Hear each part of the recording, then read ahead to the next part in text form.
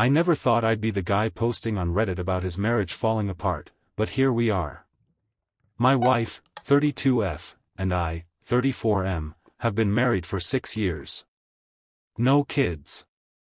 We used to be that annoying couple who actually liked each other. Late-night takeout, inside jokes, spontaneous road trips. She was always sharp-tongued, a little sarcastic, but I used to find it funny. That's just her personality. I'd tell people when she snapped at waiters or corrected my stories mid-sentence. Looking back, I think I ignored the red flags because the highs were really high. About a year ago, things shifted. Subtle at first. She started guarding her phone like it contained nuclear codes. New passwords.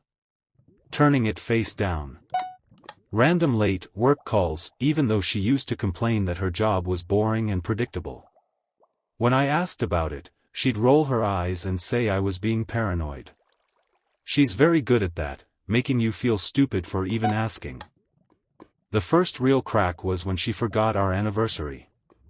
Not just forgot, she made plans with friends from work and acted irritated that I was upset. That night, when she came home late smelling like a perfume she doesn't own, she told me I was too sensitive and that marriage isn't some fairy tale. I remember lying awake thinking, when did I become the insecure husband stereotype? I didn't know then that this was just the beginning. About 2 weeks after the anniversary thing, the lies started getting sloppy. She told me she had a last-minute team dinner on a Thursday. Weird, because she'd mentioned earlier that her manager was out of town. I didn't say anything at first. I just nodded and acted normal. I hated how quickly I'd started playing detective in my own marriage. That night she came home after midnight. Hair slightly messy. Way too cheerful. She kissed me on the cheek like I was her cousin and went straight to the shower. I don't know what pushed me, but while she was in there, I picked up her phone. I'd never done that before. I used to be proud of that. We trust each other, I'd say. Turns out trust is really easy when you're not looking too closely. Her phone was locked. Of course it was. New passcode again. When she came out, I casually asked how dinner was. She didn't even hesitate. "Oh my God, so boring," she said, scrolling on her phone. "Same old work drama. You'd hate it." I asked who went. She named 3 coworkers. The next day, I ran into one of them at the grocery store. Total coincidence. I almost didn't say anything. But I did. "Hey, how was dinner last night?" I asked. He blinked at me. "Dinner?" My stomach dropped so fast it felt physical. He laughed awkwardly and said, "We didn't have dinner. Management canceled everything this week." I remember nodding like it was no big deal. I even joked about miscommunication. But my hands were shaking so badly I had to grip the cart. That was the moment something inside me shifted from doubt to dread. When I got home, she was sitting on the couch, scrolling, calm as ever. And I realized, she didn't even try to make her lie airtight. She just assumed I wouldn't check. I didn't confront her that night. I wish I could say it's because I was being strategic, but honestly, I was scared of what I'd find out. As long as I didn't push, there was still a version of reality where this was some misunderstanding. But once you see the crack, you can't unsee it. Over the next few days, I started noticing everything. She'd smile at her phone and then instantly go neutral if I walked into the room. She started going to the gym at 9 p.m., something she had literally mocked people for doing. New lingerie that I never saw outside of a laundry basket. She shaved in the middle of winter when we hadn't been intimate in weeks. And she was meaner. Not just sharp, cutting. If I asked about her day, she'd sigh dramatically. If I tried to hug her, she'd stiffen and say, "Can you not?" She accused me of being clingy, which was wild because she used to complain I wasn't affectionate enough. One night, I woke up around 2 a.m., and she wasn't in bed. I found her in the kitchen, whispering on the phone. The second she saw me, she hung up. "Who was that?" I asked, my voice already tight. She didn't miss a beat. "My sister. She's having issues again." I knew she was lying. I don't even know how I knew, maybe it was the way her jaw tightened, or how quickly she avoided eye contact. I texted her sister the next day under the guise of checking in. Her sister replied, "Issues? What are you talking about?" I was asleep. That was the second confirmed lie. And suddenly it wasn't paranoia anymore. It was a pattern. I started feeling like I was living with a stranger who looked exactly like my wife. The actual discovery wasn't dramatic in the way I imagined. No lipstick on a collar. No walking in on something. It was stupidly random. She left her Apple Watch on the bathroom counter while she was in the shower. It lit up with a message. I wasn't even planning to look. I swear. But my eyes caught a preview before I could stop myself. Last night was worth every risk. My heart stopped. I'm not exaggerating. It felt like someone had reached into my chest and squeezed. I picked it up. The contact name wasn't saved as anything obvious. Just a single letter, D. There were more messages underneath. "Wish you were still here. Can't stop thinking about your mouth. I hate going home after this." I felt like I was going to throw up. The shower was still running. I could hear her humming like it was just another normal Saturday morning. And I was standing there holding proof that my marriage wasn't just cracking, it was already shattered. Then another message came through. "Does he suspect anything?" She replied almost immediately. "No. He's clueless." That one hurt more than the sexual stuff. Clueless. I've never felt smaller in my life. The worst part? I didn't storm in there. I didn't smash anything. I just quietly put the watch back exactly where it was and went to sit on the edge of the bed, staring at the wall. Because in that moment, the woman I married felt like a complete stranger. And I realized this wasn't emotional. This wasn't some misunderstanding. This was deliberate. I didn't confront her right away. I know that probably sounds insane. I had the proof. I had the messages burned into my brain. But something in me needed to be absolutely sure. I think I was still hoping there'd be some bizarre explanation that didn't end with my entire life detonating. So I waited. And that weekend, everything escalated. Out of nowhere, she suggested we go out for drinks. She hadn't initiated anything in months. She even held my hand in the car. I remember thinking, is she feeling guilty? Is she trying to fix this? At the bar, she was almost affectionate. Laughing at my jokes. Leaning into me. Touching my arm.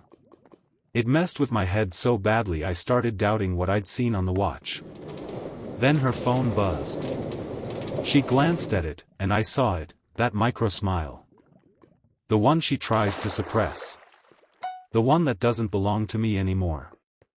"Work stuff," she said quickly, flipping it face down. Later that night, she initiated sex for the first time in weeks. And this is the part that's hard to admit, I went along with it. I wanted to feel chosen again. I wanted to believe I still mattered to her. But it felt different. Mechanical. Like she was performing. At one point she even called me babe in a tone that didn't feel like it was meant for me. I don't know how to explain that, it just felt borrowed. Afterward, she rolled over almost immediately and grabbed her phone. I lay there staring at the ceiling while the glow from her screen lit up her face. I didn't sleep at all that night. At 3:17 a.m., she quietly got out of bed and went into the living room. And this time, I followed. I didn't turn the lights on. The apartment was dark except for the blue glow from her phone. She was sitting on the couch, knees tucked under her, typing fast. Smiling. That smile again. I stood there for a second just watching her. Not in a creepy way, more like I was trying to memorize the moment. Like this was the last version of her I'd ever see. "Who are you talking to?" I asked. She physically jumped. Actually startled. Her hand jerked and the phone almost slipped. "What the hell is wrong with you?" she snapped immediately. No hesitation. Straight to anger. "It's 3 a.m. I said. "Why are you whispering on the couch?" "I couldn't sleep. I'm scrolling." "Relax. You were typing." So who is it?" She stood up, defensive posture activated. "Why are you interrogating me? You've been acting weird for weeks." That one almost made me laugh. The audacity. "Were you at a team dinner 2 Thursdays ago?" I asked, keeping my voice as steady as I could. Her face didn't change. "Yes." "No, you weren't." Silence. Just a flicker in her eyes. Then she shrugged. "Oh. That? Plans changed. I forgot to tell you. You said your sister called you at 2 a.m. last week." She did. She didn't. Now she was pissed. "Are you spying on me? Are you texting my family behind my back? What is wrong with you?" Notice how the lie wasn't denied. It just shifted into attacking me. My chest was pounding so hard I could hear it in my ears. "Who is D?" I asked. That did it. For a split second, just one, her face went completely blank. Then she laughed. "D? Are you serious? That's Danielle from work." I didn't even blink.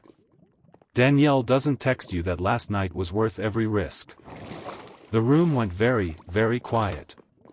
And for the first time in our marriage, I saw her run out of immediate answers. She recovered fast. Too fast. Her face hardened and she crossed her arms. "You went through my watch?" Notice she didn't say I was wrong. "You called me clueless," I said. My voice sounded distant, like it belonged to someone else. "You asked if I suspected anything." She rolled her eyes. Actually rolled them. "Oh my God, you're blowing this up." It was flirting. That's it. Flirting doesn't involve "last night was worth every risk." She exhaled sharply like I was exhausting her. "Fine. I met someone. It's not a big dramatic thing. It just happened. It just happened." Like she slipped on ice and fell onto another guy. "How long?" I asked. She hesitated. "A few weeks." I stared at her. "How long?" "A few months." There it was. Another lie collapsing in real time. Something inside me went cold. Not explosive. Not yelling. Just cold. "Did you sleep with him?" She didn't answer. That silence was louder than anything she could have said. "Did you?" I repeated. "Yes," she snapped. "Okay." "Yes." "Happy?" "Happy." I felt like I'd been punched in the stomach. My vision literally blurred for a second. "And you came home and slept with me," I said quietly. She shrugged. It didn't mean anything. I don't think I'll ever forget that line. 6 years of marriage. Shared rent, shared dreams, shared grief when we lost my dad. And somehow I'm the one who didn't mean anything. "What about us?" I asked. I hated how small my voice sounded. She looked at me like I was asking something naive. "People grow. Maybe you just didn't." That one cut deeper than the cheating. Because suddenly I wasn't just betrayed, I was being rewritten as the problem. I didn't yell. That's what surprises me most when I replay it. I always thought if I ever caught someone cheating, I'd lose it. Throw something. Slam a door. Do something dramatic. Instead, I just sat down. She stayed standing, arms crossed like she was waiting for me to calm down from some irrational tantrum I hadn't even thrown. So what now? I asked. She shrugged again. That shrug is burned into my brain. Casual. Detached. I don't know. I didn't plan this. You didn't plan sleeping with someone else for months? She flinched at that but quickly masked it. Don't twist it. Twist what? You've been distant for a long time. I almost laughed. Distant? I was the one asking what was wrong while you were guarding your phone like it was classified information. She scoffed. You stopped trying. I felt something shift again, anger starting to seep through the numbness. I stopped trying. I planned our anniversary dinner. You went out with him. That was one night. It wasn't one night. Silence. Then, out of nowhere, she said, he listens to me. That sentence hit harder than the admission of sex. He listens to me. I thought about all the nights I'd sat on the couch with her while she vented about work. All the times I'd told her she deserved better than her boss. All the random coffees I'd brought home just because. Apparently none of that counted. So go be with him, I said. And that's when something I didn't expect happened. She hesitated. For the first time, there was uncertainty in her face. It's not that simple, she said quietly. Why?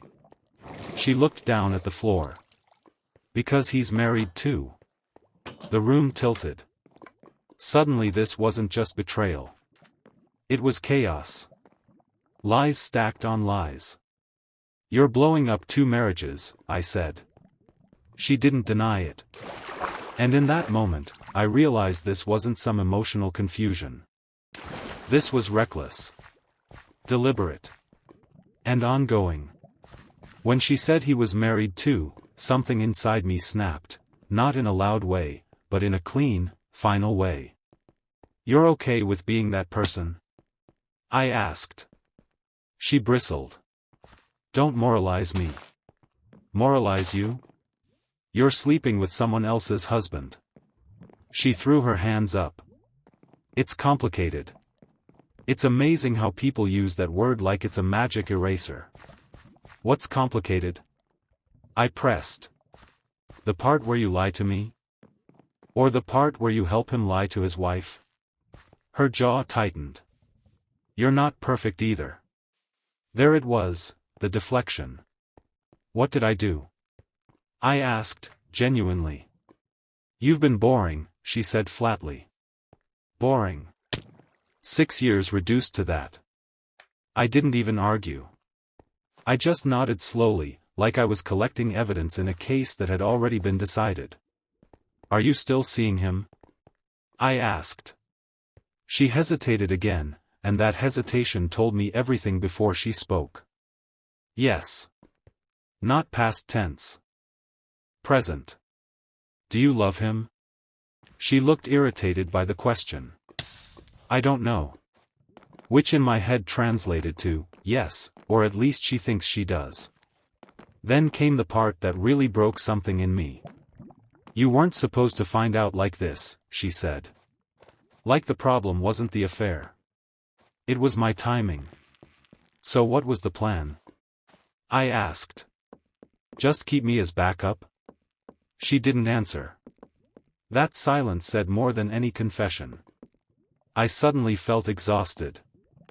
Not heartbroken in a cinematic way, just drained. Like my body finally understood what my brain had been resisting for months. I'm not staying in a triangle, I said quietly. She rolled her eyes again. Don't be dramatic. I stood up. This isn't dramatic, I said. This is me realizing my wife thinks I'm optional. And for the first time that night, she looked slightly shaken. She didn't expect me to walk away from the conversation. I grabbed my keys. Not a packed bag. Not a speech. Just my keys. "Where are you going?" she asked, irritation creeping back in. "Out. It's 4 a.m. Yeah." She followed me to the door. "So what, you're just going to leave now? That's mature." That word, mature, almost made me snap. The irony. "I need space," I said. My voice was steady, which surprised even me. "Oh please," she scoffed. "You're overreacting." Overreacting. To months of lying. To sleeping with someone else. To calling me clueless. I opened the door. "Are you going to tell his wife?" she asked suddenly. That stopped me cold. I turned around slowly. "Why is that your first concern?" "Because you'd ruin everything," she shot back. "Everything. Not, you'd hurt people. Not, it would be messy. You'd ruin everything." That's when it fully clicked. She wasn't sorry. She wasn't conflicted. She was worried about consequences. "I haven't decided what I'm doing yet," I said. Her face tightened. "If you do that, we're done." I almost laughed. "We're already done," I replied. And I walked out. Sitting in my car in the empty parking lot, I finally let myself feel it. The shaking started first. Then the anger. Then this deep, crushing sadness that felt heavier than anything I've ever carried. 6 years. Reduced to secrets, late-night texts, and me standing in the dark while she whispered to another man. I didn't cry right away. I just stared at the steering wheel and realized something brutal. I had been fighting for a version of her that no longer existed. The next day was a blur. I didn't go home. I stayed at a friend's place, drank too much coffee, and replayed every memory like a bad movie. I kept thinking, was I blind? Did I miss the signs? The more I thought, the angrier I got, not at her, really, but at myself. At how I had allowed myself to normalize little lies. The way she'd always been sharp and manipulative, I'd laughed it off. Thought it was just her personality. Now, I saw it clearly. That sharpness was a tool. And I'd been on the receiving end for 6 years. Then the sadness hit. It wasn't dramatic crying. It was the kind of quiet ache that sits in your chest and doesn't let you breathe properly. Every little memory of us together felt tainted. The trips, the jokes, the nights she'd said, "I love you," were they ever real? Or just part of the performance? I tried calling her. One ring. She didn't pick up. Then a text, "I guess you're mad." I didn't reply. How could I? Every word I wanted to say would be drowned by the betrayal. Later, I found myself scrolling through old photos, happy memories, and realized I couldn't even feel happy looking at them anymore. Not really. Just a mix of nostalgia and bitterness. By the end of the day, I knew one thing: I couldn't pretend things were fixable, at least not without confronting the truth head-on. I wasn't ready yet, but I knew the confrontation, the real one, was coming. 2 days later, I went back. Not because I forgave her or wanted closure, but because I needed answers. And honestly, part of me needed her to see me hurt, the raw version of what she'd done. She was in the kitchen when I walked in, sipping coffee like it was any other morning. No apology. No guilt. Just her. I took a deep breath. "We need to talk. Right now." Her eyes flicked up. That smirk, the one I used to find charming, was gone. Now it was defensive, almost calculating. "I told you everything," she said. "You didn't tell me anything," I snapped. "You lied. You hid months of your life from me. And you're still lying now if you think I believe you just met someone and it happened." She folded her arms. It wasn't planned. Nothing about this is normal or acceptable, I said, my voice rising. You've been deliberately breaking us, and now you're acting like you're a victim of circumstance. She leaned back and rolled her eyes. Wow. Dramatic much? That was it. That one sentence. The casual dismissal. The absolute refusal to take responsibility. It hit me harder than anything else. For a moment, I couldn't speak. I just stood there, looking at the person I loved and realizing she was gone. Physically, yes. But emotionally, she had been gone for months, maybe years. I realized then that no amount of reasoning, crying, or begging would make her see what she'd done. And maybe that was what hurt the most, she wasn't even ashamed. I felt the last of my anger start to mix with resignation. I had to decide what I was going to do, not based on hope for her, but on survival for me. I spent the next few days in a daze, cycling between anger, disbelief, and crushing sadness. I kept replaying her words in my head.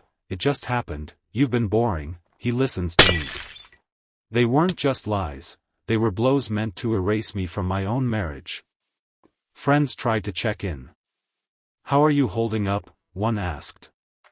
I laughed bitterly. Holding up? I'm standing on the edge of everything I thought was stable and staring into a void. I even considered trying to work on us.